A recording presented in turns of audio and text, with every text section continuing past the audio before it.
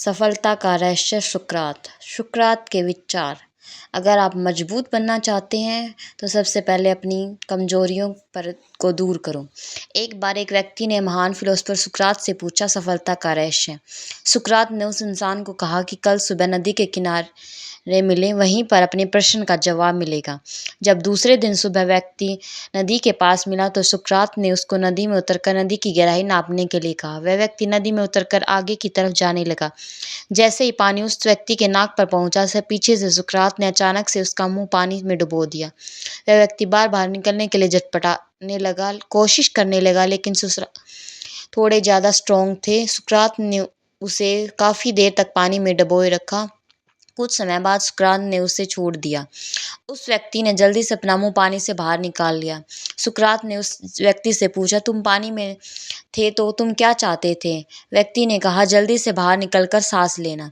सुकरात ने कहा, यही तुम्हारे प्रश्न का उत्तर है। जब तक तुम सफलता को उतनी तीव्र इच्छा से चाहोगे जितनी तीव्र इच्छा से तुम सांस लेना चाहते हैं, तो तुम्हें सफलता अवश्य ही मिलेगी। अभ्यास का महत्व। निरंतर अभ्यास करने से हमें सफलता अवश्य मिलती है। प्राचीन समय में विद्यार्थी गुरुकुल में रहकर ही पढ़ा करते थे। बच्चे को शिक्षा ग्रहण के लिए गुरुकुल में भेजा जाता था। बच्चे गुरुकुल में गुरु के सानिध्य में आश्रम की देखभाल किया करते और अध्यापन भी किया करते।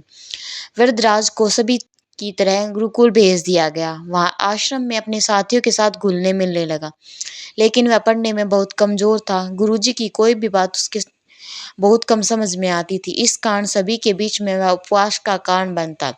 उसके सारे साथी अगली कक्षा में चले गए, लेकिन वो आगे नहीं बढ़ पाया।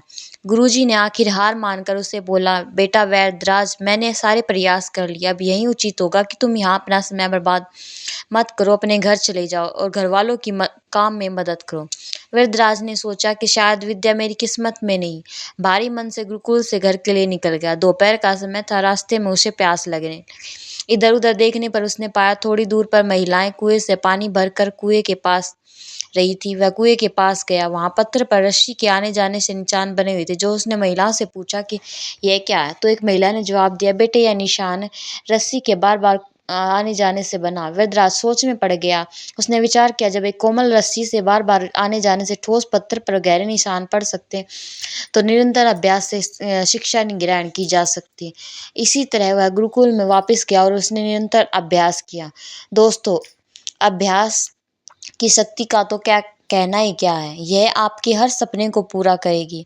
अभ्यास बहुत जरूरी है, चाहे वो खेल में हो या पढ़ाई में या किसी और चीज में। बिना अभ्यास के आप सफल नहीं हो सकते। अगर आप बिना अभ्यास के केवल किस्मत के भरोसे बैठे तो आखिर में आपको